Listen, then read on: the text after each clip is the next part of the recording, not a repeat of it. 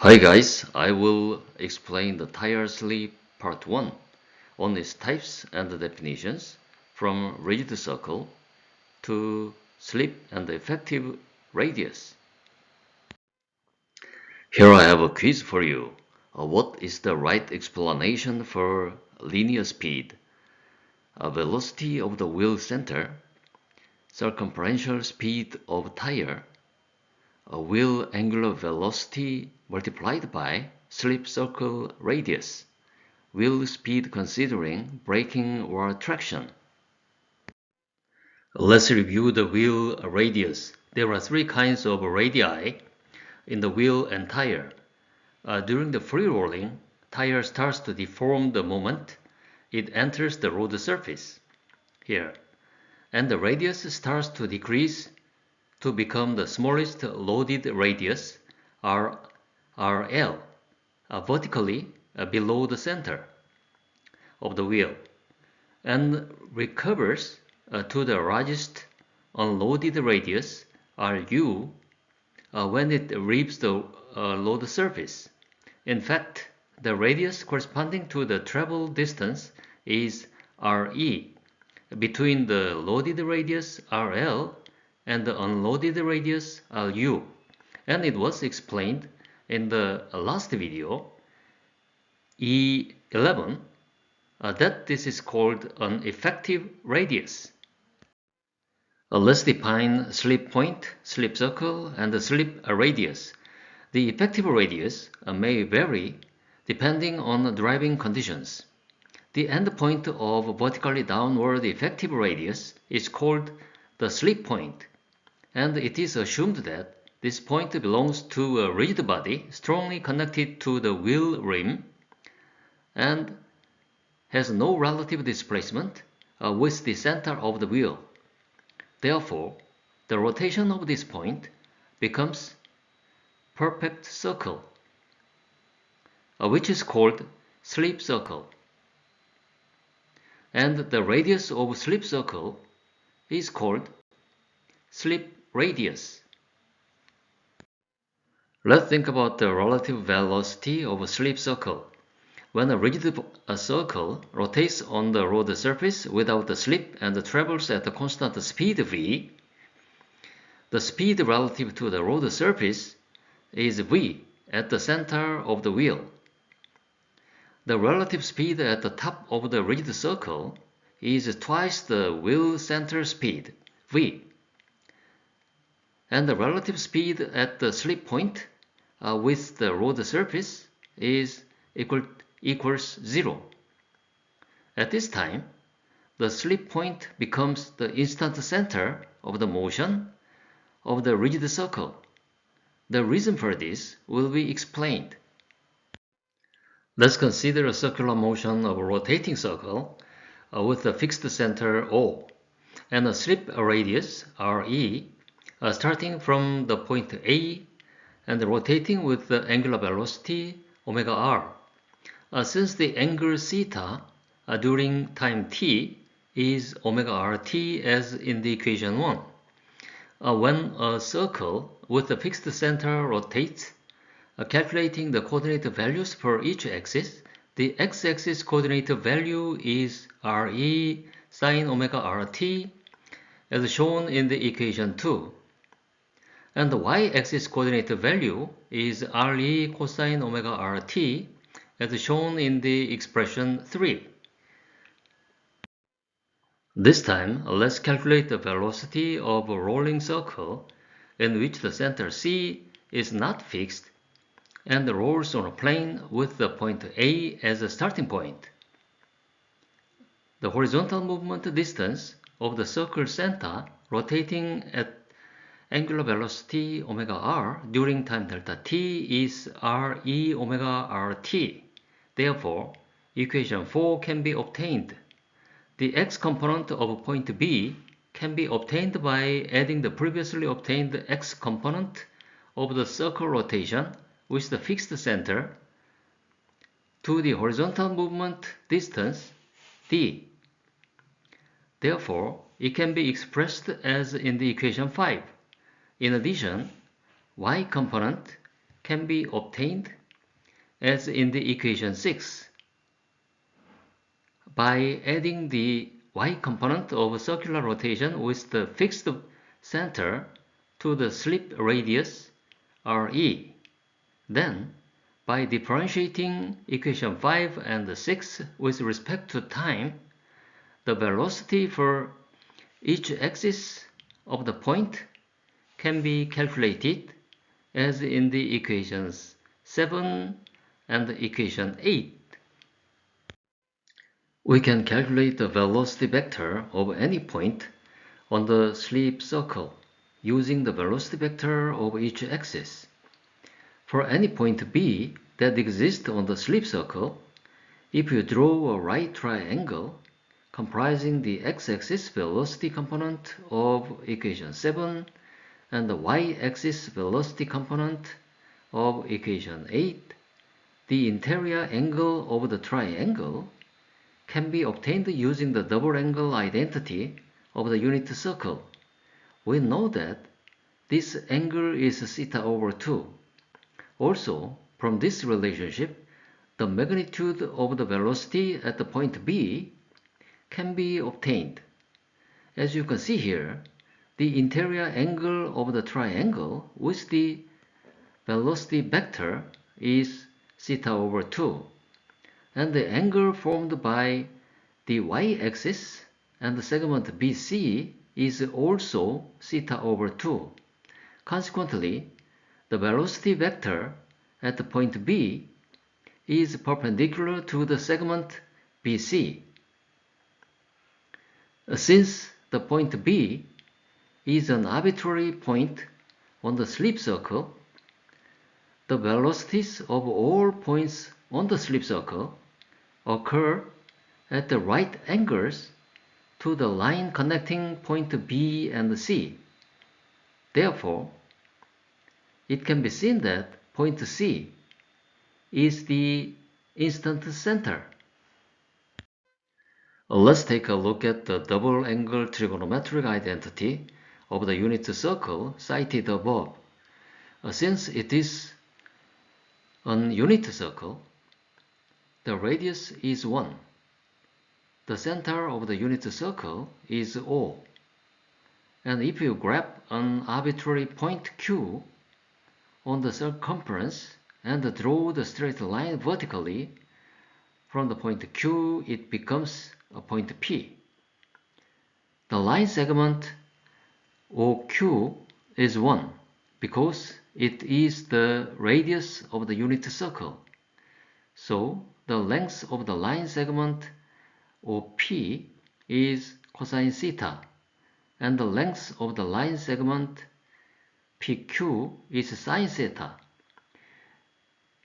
If the angle QOP is theta, the angle QBO is theta over 2. Point B on the left corresponds to the point B in the previous slide picture. From the triangle of BPQ, the length of PQ proportional to the velocity at the point B can be obtained, and the direction angle theta over 2 of the velocity can also be obtained. Now we can find the velocity of a slip circle. The speed on the x-axis of several points on the circumference rolling at a constant speed can be calculated from equation 7, as shown in the table on the right.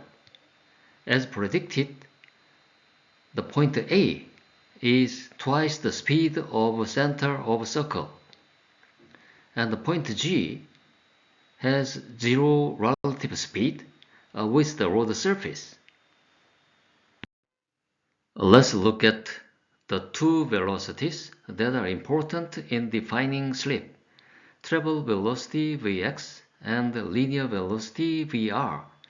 The travel velocity Vx is the actual velocity of the wheel center relative to the road surface, and the linear velocity Vr is the rotational speed of the slip circle, which is obtained by multiplying the actual number of rotations omega r of the tire by the slip radius Re, and can be expressed as in the equation 9.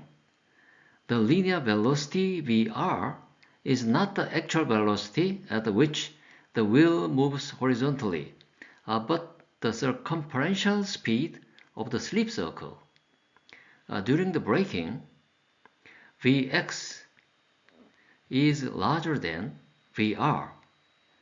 During acceleration, Vx is smaller than Vr.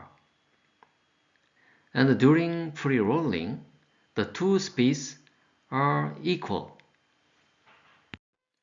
Let's look at the moving distance and the slip length of free rolling, sliding, and spin.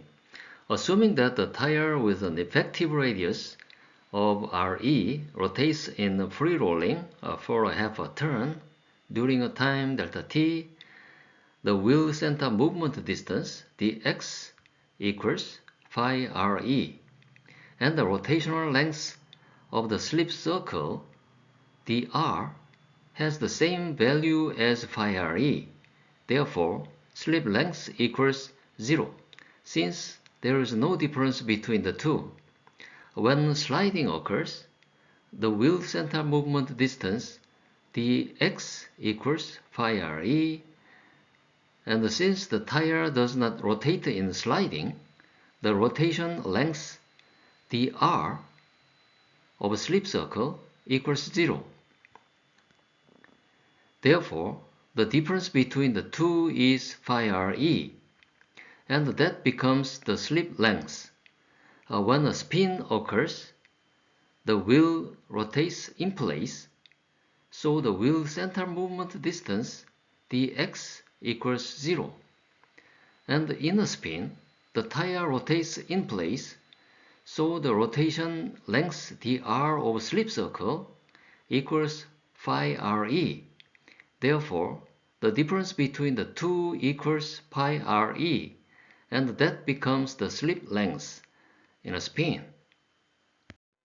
Let's find the slip speed and the longitudinal slip for free rolling, sliding, and spin.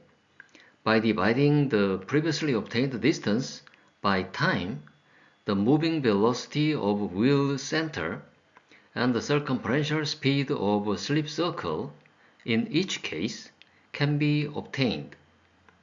The reason why the slip speed of sliding is positive is because the speed at the slip point is in the forward direction relative to the road surface, and the reason why the slip speed of spin is negative is because the rotation speed of a slip circle in the backward direction at the slip point.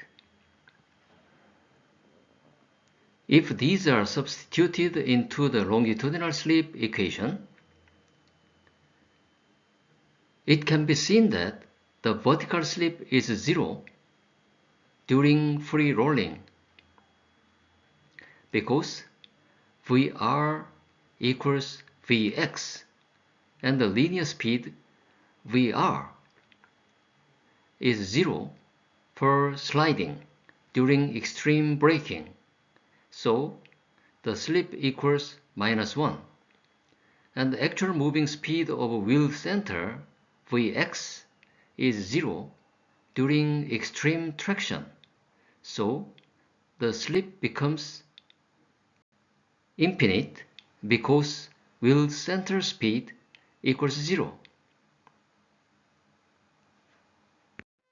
Under the driving conditions, total sliding and total spin do not occur. Slip is determined by the actual speed of the center of the wheel and the linear speed of the slip point with the road surface. During traction,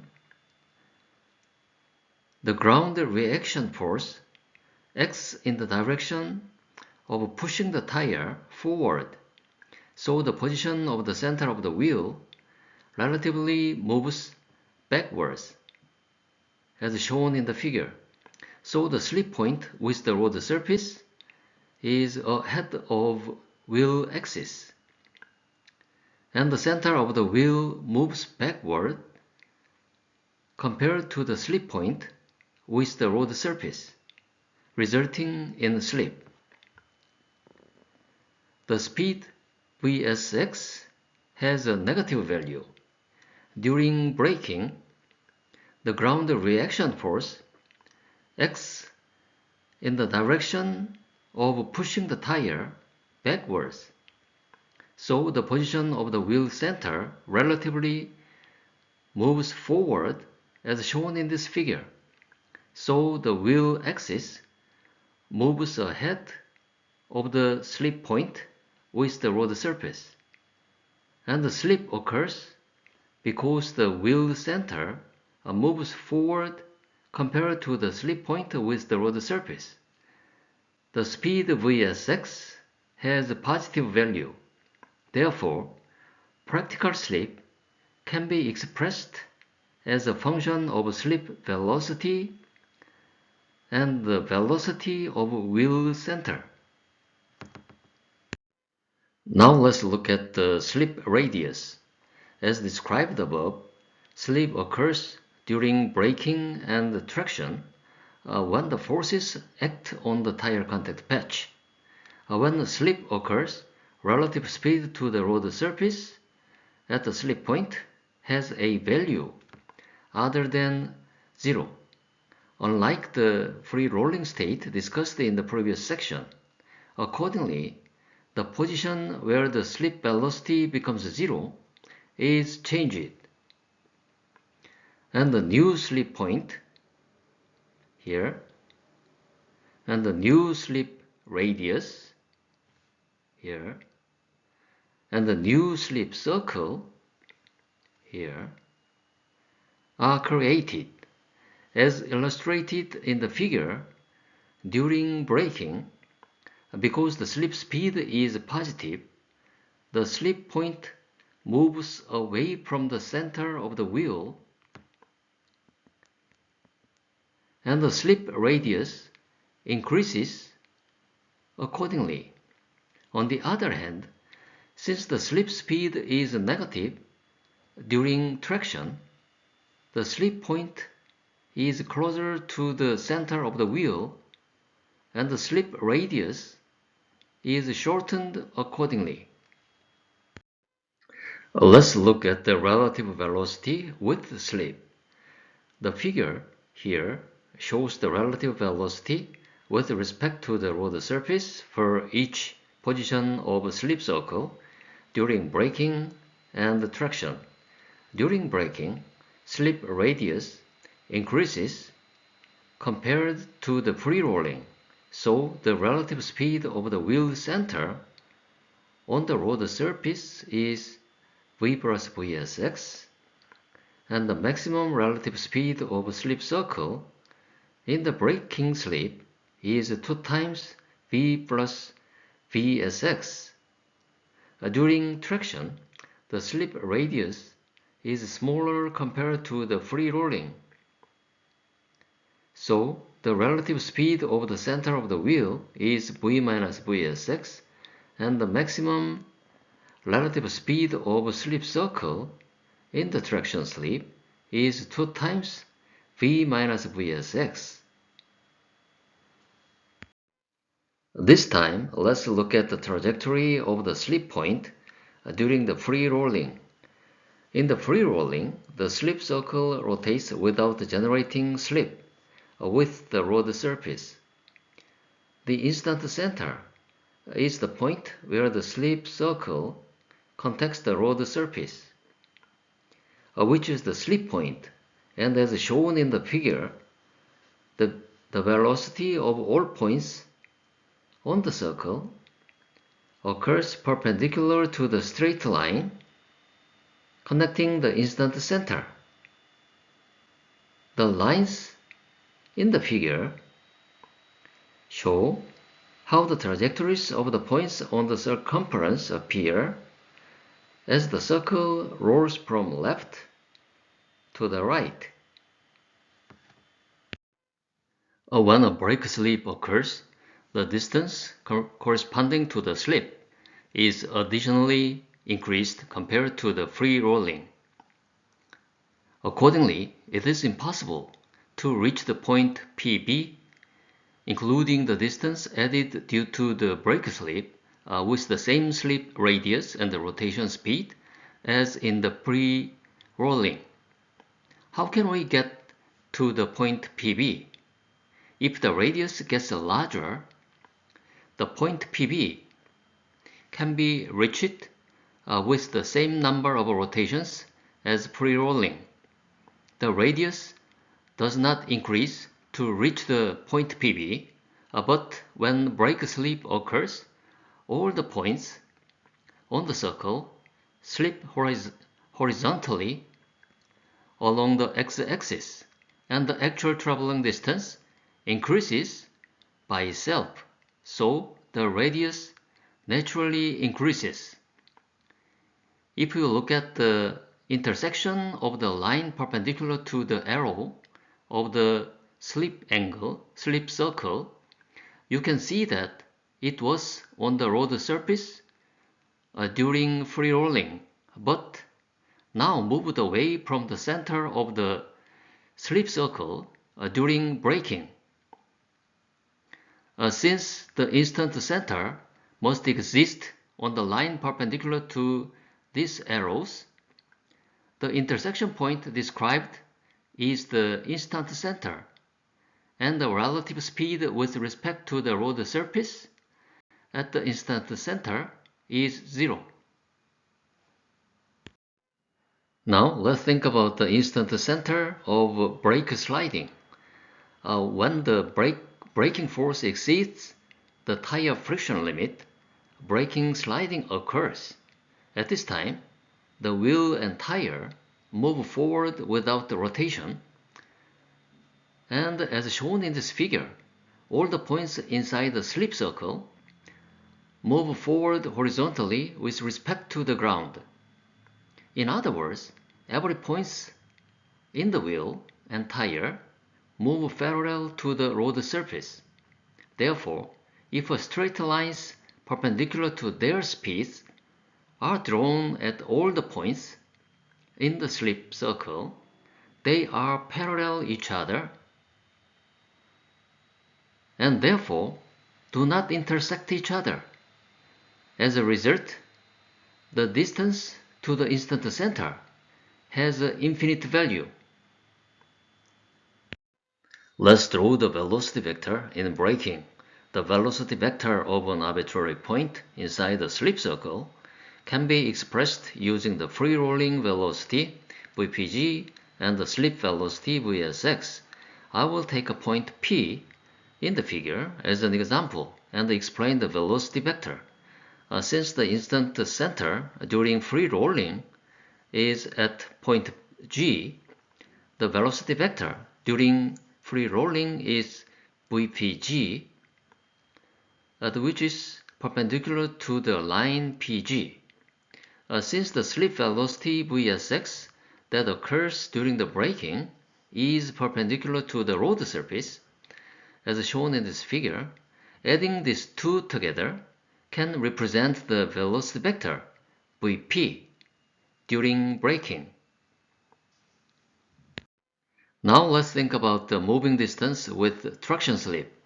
When a traction slip occurs, since the slip circle cannot move forward as much as circumferential distance rotated, it is reduced by the distance corresponding to the slip compared to the free rolling shown at the top. Accordingly, if the driving distance is calculated with the same slip radius and the number of rotations as in the free rolling, the reduced distance due to traction slip is exceeded as much as this amount. How can we reach the point PA? If the radius gets smaller, like this, the point PA can be reached with the same number of rotations as free rolling. The radius does not become smaller to reach the PA, but when traction slip occurs, all the points on the circle slip horizontally along the x-axis, and the actual distance becomes smaller than the free rolling distance. So the radius naturally becomes smaller. If you look at the intersection of the line perpendicular to the slip circle arrow here shown in this figure, you can see that it is on the road during free rolling, but moved closer to the center of the circle during traction. Since the instant center must exist on the line perpendicular to these arrows, the intersection point described is the instant center, and the relative speed with respect to the road surface at the instant center is, of course, 0. Now let's think about the instant center of traction spin. When the traction force exceeds the tire friction limit, traction spin occurs. At this time, the wheel and tire do not move forward and rotate in place with its fixed center. As shown in this figure, all the points inside the slip circle rotate in place with the fixed center C. So eventually, the center of the slip circle becomes the instant center. Therefore, if you draw a straight line perpendicular to all these velocities, they meet at the center of the slip circle. And the center of the slip circle becomes the instant center. As a result, the distance to the instant center becomes 0. Let's draw the velocity vector in traction. The velocity vector of an arbitrary point inside the slip circle can be expressed using the free rolling velocity and the slip velocity. I will take the point P in the figure as an example and explain the velocity vector. Since the instant center during the free rolling is at the point G, the velocity vector during free rolling is VPG perpendicular to the line PG. Since the slip velocity Vsx that occurs during traction is parallel to the road surface as shown in this figure, adding these together can represent the velocity vector Vp at the point P during braking. Let's understand the traction slip and the effective radius during traction through an actual example.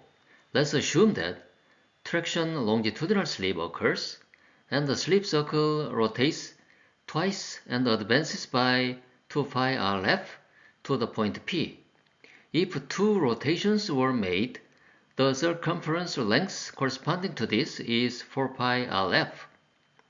So it must go on to the point Q. A distance to be reached when there is no slip should be the length of the line, OQ. But because of the traction slip, the distance is reduced and only advances to the point P. So the actual distance traveled by the slip circle is 2 pi rlf. And the slip speed Vsx is not 0 because of the traction slip. Next, if we calculate how much the effective radius Re of the traction slip circle should be to move forward by 2 pi rlf of the actual driving distance by making 2 turns in the absence of a traction slip, as shown, it is 1/2 rlf. which is half of the free-rolling slip circle.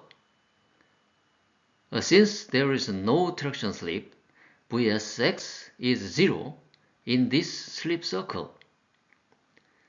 As a result, it can be seen that the effective radius decreases with traction. Let's derive the equation for traction slip. The previous two figures can be combined into one, as shown here. The line OP represents the distance dx.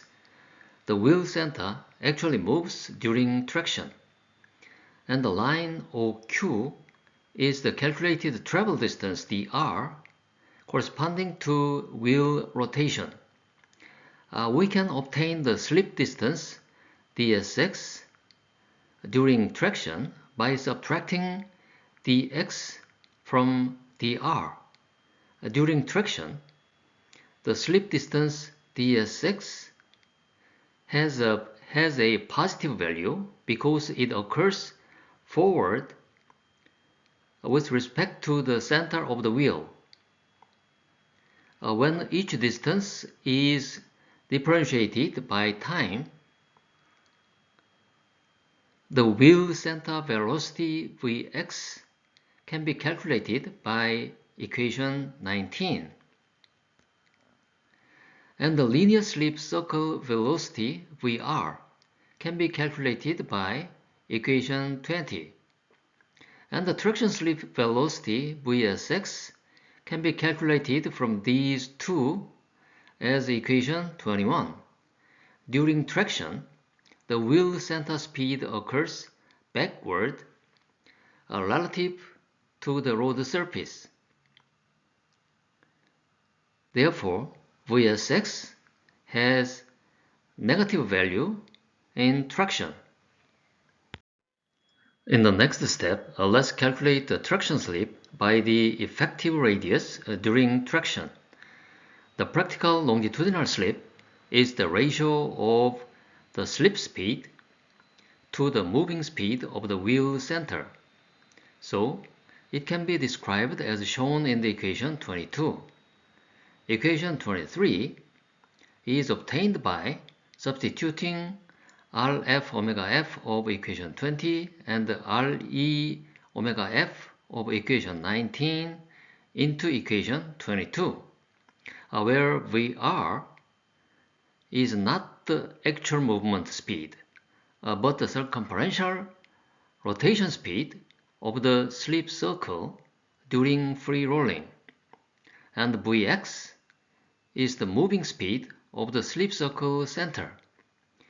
If the free rolling angular velocity omega f is removed here, the practical slip can be calculated by free rolling radius Rf and the effective radius Re during traction as shown in the equation 24. Since the effective radius Re during traction is smaller than free rolling radius Rf, the sign of a longitudinal slip kappa x is positive. Let's understand the brake slip and the effective radius during braking through an actual example. Suppose that a brake slip occurs and the slip circle rotates just one revolution, but advances by 4 pi Rf to the point Q. If one revolution is made, the length of the circumferential length corresponding to this is 2 pi Rf. So it must go to the point P. Because distance to be reached when there is no slip should be the length of the line OP. But because of the brake slip, the distance increased and it advanced additionally to the point Q. Therefore, the distance the slip circle actually advanced is 4 pi f until here. And the slip speed is Vsx, which is not 0. Next, if you calculate how much the effective radius of the brake slip circle RE should be to move forward by 4 pi RF of the actual driving distance by making one turn in the absence of brake slip, as you can see here, it is 2 pi F, which is twice the free rolling slip circle. Since there is no brake slip, Vsx equals 0 in this slip circle. As a result, it can be seen that the effective radius RE increases with braking. Let's derive the equation for brake slip. The previous two figures can be combined into one, as shown here. The line OQ represents the distance dx the wheel center actually moves during braking. And from a point O to P is the calculated travel distance corresponding to the wheel rotation dr. We can obtain the slip distance dsx during braking by subtracting dx from dr. During braking, the slip distance dsx has a negative value because it occurs backwards from the center of the wheel. If each distance is differentiated by time, the wheel center velocity Vx can be calculated by equation 19. And the linear slip circle velocity Vr can be calculated by equation 20. And the braking slip velocity Vsx can be calculated from these two by equation 21. During braking, the wheel center speed occurs forward relative to the road surface. Therefore, Vsx has a positive value. All the equations can be used as the same as in the case of traction. In the next step, let's calculate the brake slip by the effective radius during braking. The practical longitudinal slip is the ratio of the slip speed to the moving speed of the wheel center, so it can be described as shown in the equation 22.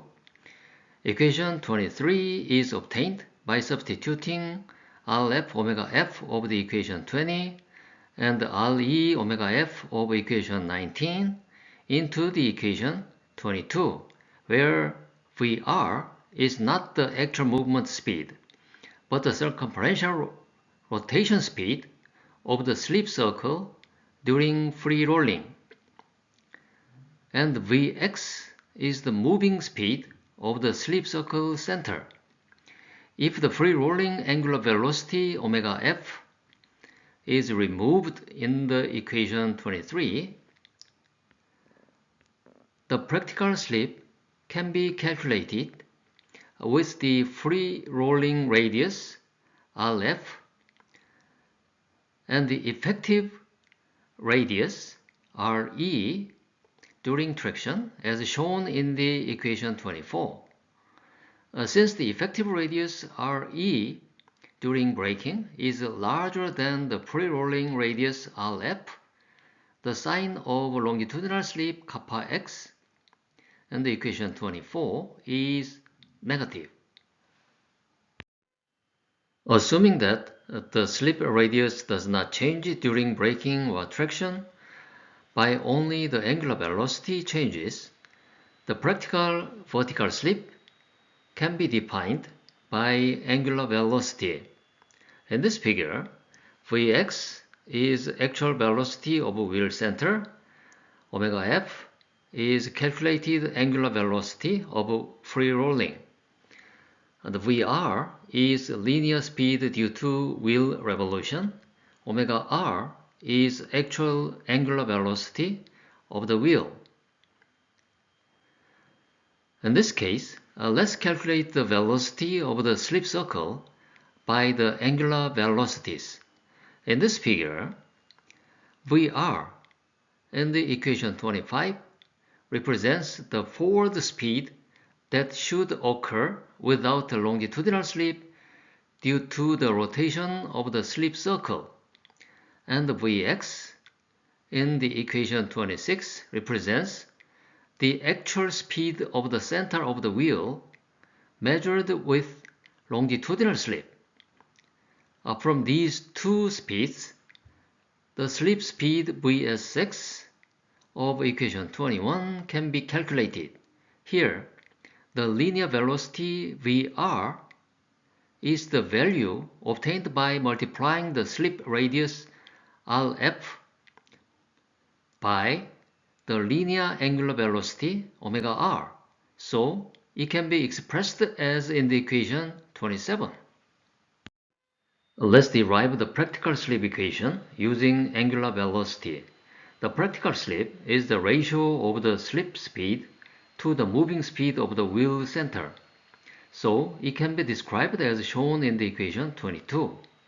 Equation 28 can be obtained by substituting Rf omega r over equation 25 and Rf omega f over equation 26 into the equation 22, where Vr is not the actual movement speed, but the circumferential rotation speed of the slip circle during traction or braking, and Vx is the moving speed of the slip circle center. If the free rolling radius Rf is removed from the equation 28, the practical slip can be calculated with the free rolling angular velocity omega f and the linear angular velocity omega r during traction or braking as shown in the equation 28. In the braking, the linear angular velocity omega r is smaller than the free rolling angular velocity omega f. Therefore, the sign of the practical slip kappa x in the equation 28 is negative. On the other hand, in the traction, the linear angular velocity Vr is greater than the free rolling angular velocity omega f. So the sign of the practical slip kappa x in the equation 29 is positive. Let's hit the answer to the quiz. What is the right explanation for linear speed? The answer is number 3. Wheel angular velocity multiplied by slip circle radius. Here we have a summary. We looked into the velocity of a rigid circle without the slip relative to the road surface. The velocity of the circle center is equal to the forward velocity of the circle. The speed at the top of the circle is twice the forward speed. The contact speed at the bottom of the circle is 0.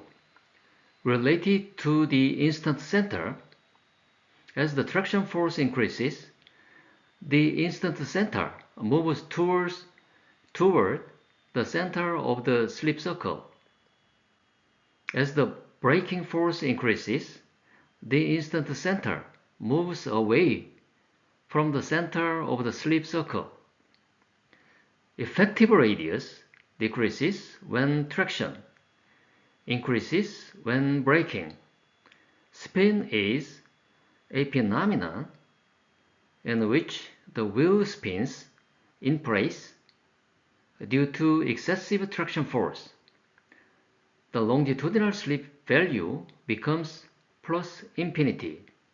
Sliding is a phenomenon in which the wheel moves forward without rotation due to excessive braking force. The longitudinal slip becomes -1. If you watch the previous videos, you can easily understand upcoming videos. In the previous video, E55, I explained how to calculate the lateral force and the self-aligning moment caused by combined slip with the tire brush model and shows the process of deriving the related equations. Recently, in the video number E56, I explained the way to make the graph of the combined slip using Excel sheet and their detailed meaning. The next video will be Longitudinal slip part 2. I will explain various tire slips and their applications. Please hit the thumbs up and catch the brand new videos by free subscription. So, what are you waiting for? See you in next video. Goodbye guys.